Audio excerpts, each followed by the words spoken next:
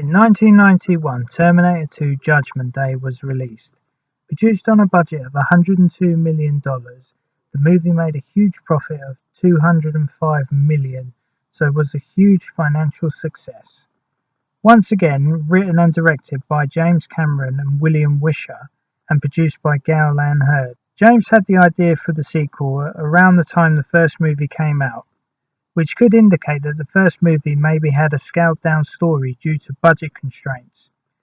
This, is also backed up by some deleted scenes from the original Terminator, where Sarah suggests to Kyle they should blow up Cyberdyne to stop its creation, which is essentially the plot outline of this movie. In 1984, Cameron said he'd write and produce the film but wanted Die Hard's John McTiernan to direct.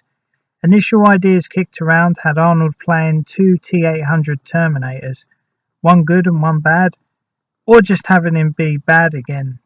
However, Cameron dropped these ideas pretty quickly and the T-1000 was settled upon. It'd be a liquid metal Terminator. However, technology hadn't caught up with Cameron's vision at the time. So Cameron sat on the project, pursuing other ideas like Aliens and The Abyss. While creating The Abyss, he was experimenting with CGI water effects and decided that the technology was at a certain standard to realize his CGI T-1000 vision. He became excited with where the technology was going and decided to write and direct the sequel. He was essentially using The Abyss as an experiment for things to come.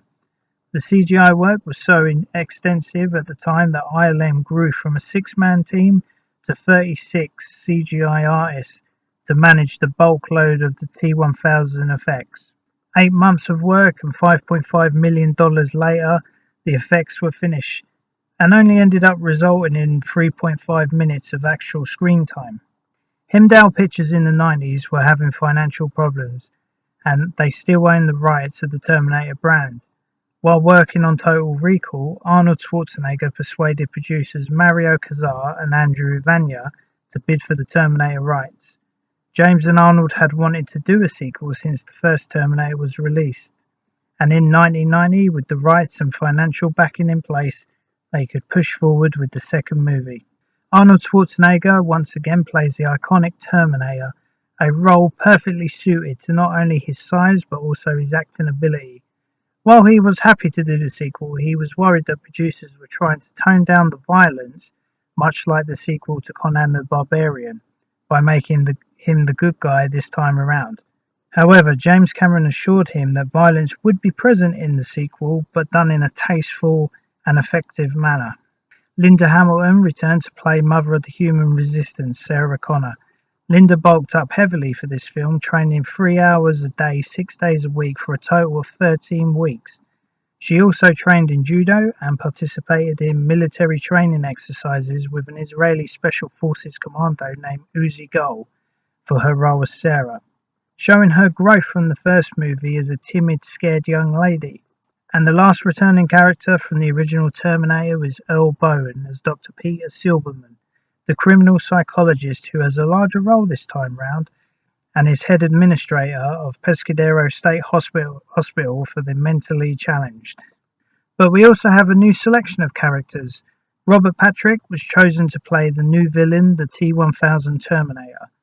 Robert was picked by Cameron after he saw him in Die Hard 2. Robert based his character movements on eagles and sharks looking and stalking their prey. Much like Linda, Robert studied weapons handling so he could reload and handle a weapon effectively on screen, and much more robotic. Scouting from local boys' clubs in Pasadena found young Edward Furlong. He impressed casting director Mally Finn, so he was chosen for the role of John Connor, the resistance leader. Edward had no previous acting experience, but showed a toughness and a certain streetwise-like attitude that Cameron thought would work for the 10-year-old John. Eddie's voice started to break during the production, and much of his dialogue had to be redubbed during post-production. And finally, we have Joe Morton, who plays Miles Dyson, the computer programmer who develops the software which will eventually lead to the creation of Skynet. He plays a very sympathetic character and is not hell-bent on destroying the world, but aims to create a system to improve it, but is so blinded by his work and his ideals, he is seemingly oblivious to the dangers that he could potentially unleash if things do go wrong. The explosive opening sees us in the war-torn LA fighting machines and giving us a glimpse of what John Connor will become. We have a large amount of effects work here. We've got puppets, we've got models, we've got stunts, we've got pyrotechnics, we've got rear projection, and we've got stop motion. Every special effect used in the industry, past and present for the time, was used to bring the world to life.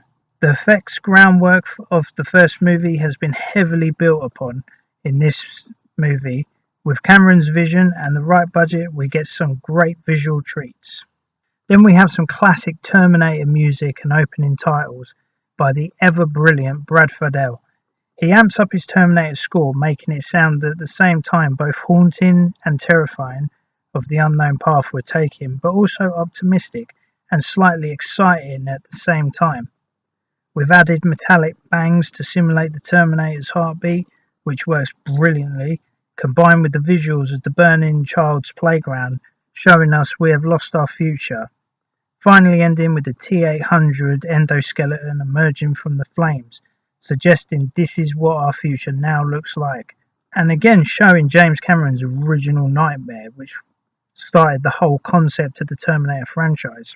We're then at a local biker bar and truck stop, when suddenly things get shockingly good as Arnold arrives. He heads inside, eyes up his target and demands his clothes, boots and motorcycle.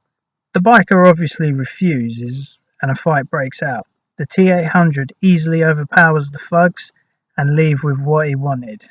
Across town, the other Terminator arrives, the T-1000.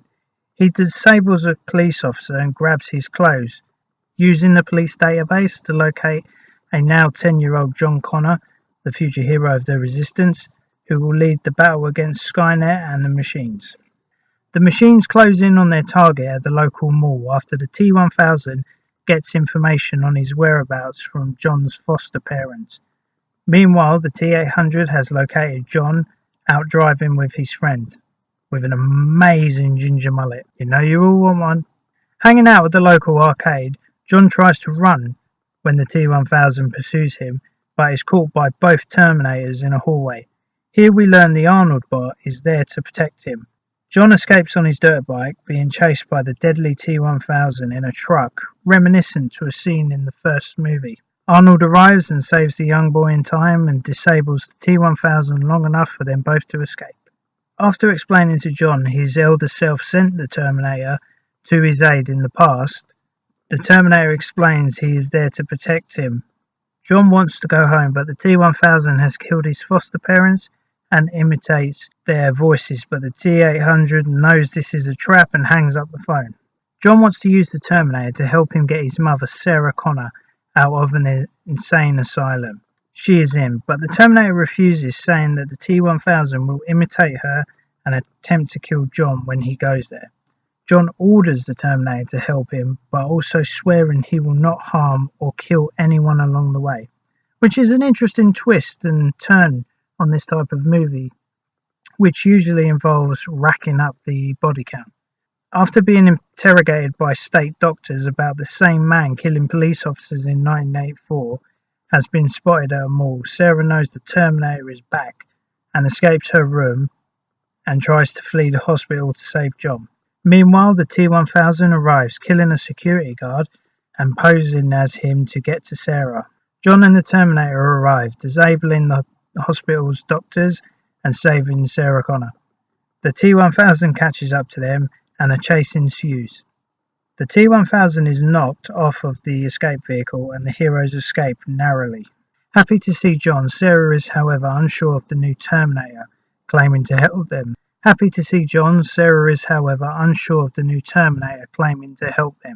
As all she sees in Arnold is her old enemy who tried to kill her and killed her lover Kyle Reese. The group escape to Mexico where they pick up Sarah's buried gun caches. And hide out until the nuclear war has happened. Sarah discovers from the Terminator that Skynet is created by one man, Miles Bennett Dyson, who has been working on a new computer chip based off the remains of the first Terminator. Sarah, who dreams of the nuclear war, intends to change the future and sets out to assassinate Dyson, putting an end to his research. John and the Terminator follow after her, and they arrive just in time. They explain to Dyson his role in the future, and they decide to head out and destroy his work and the remaining Terminator parts at the Cyberdyne Systems Research Building.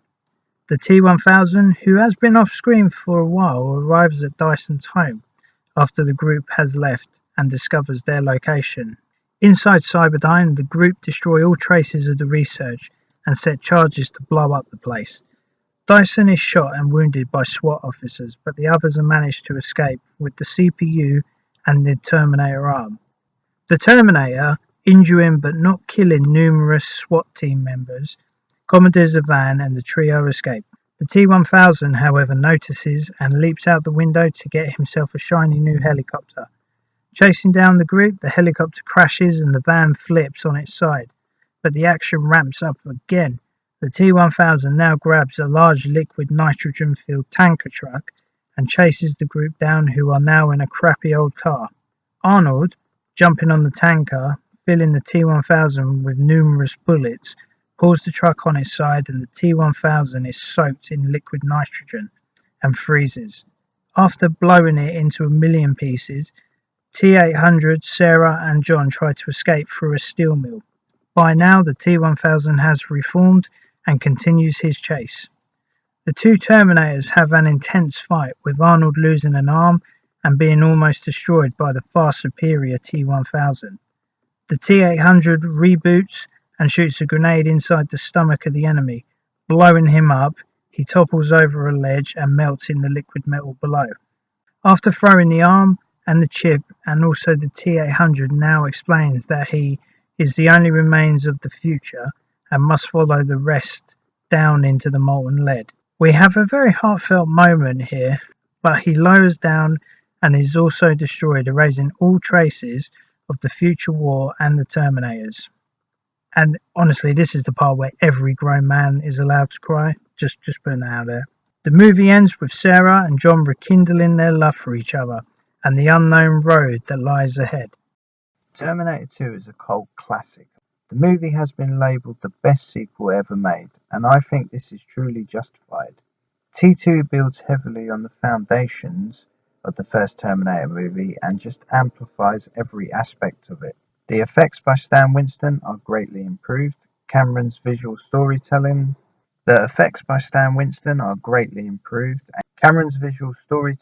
has been largely improved, showing he's a forever developing artist and always looking for ways to top his previous work. Brad Fidell's score easily tops the original. The story feels fresh and is not a simple retread of the first movie, which many sequels fall into that pit. There are some scenes that drag the pace a bit. All the scenes in Mexico, I think, slow the movie right down, and to be honest, bore me a little. While being slated as the best Terminator movie, I still feel the first is superior due to its more adult nature, gorier scenes, and seeing Arnold as the bad guy. I mean, how often do we get to see that? T2 is just a little bit more soft around the edges. Still a great movie, but my preference is the first film, with its grimier look. The following sequels have been generic and by the numbers, and just lackluster. With the news that Cameron is back on board as producer and Deadpool's director Tim Miller will direct, let's hope that the next series of Terminator movies will use the fundamentals of this film to construct compelling stories, but also continue the Terminator mythos in a satisfying manner, rather than just slapping together a load of action scenes.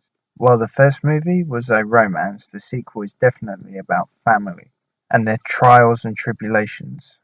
The Terminator obviously being a surrogate father figure to the lost rebellious John, Sarah rekindling her lost but always present love for her son, and other various little bits and pieces. That's the core of the movie, and the action just tops it off, but never outweighs the story, which I think many of the sequels sort of lost and blurred those lines. The action overtook the story. And that's all Terminator fans want, just a good story. This movie does have its scenes that I love to watch over and over, but like I said, the first movie always holds the top spot for me.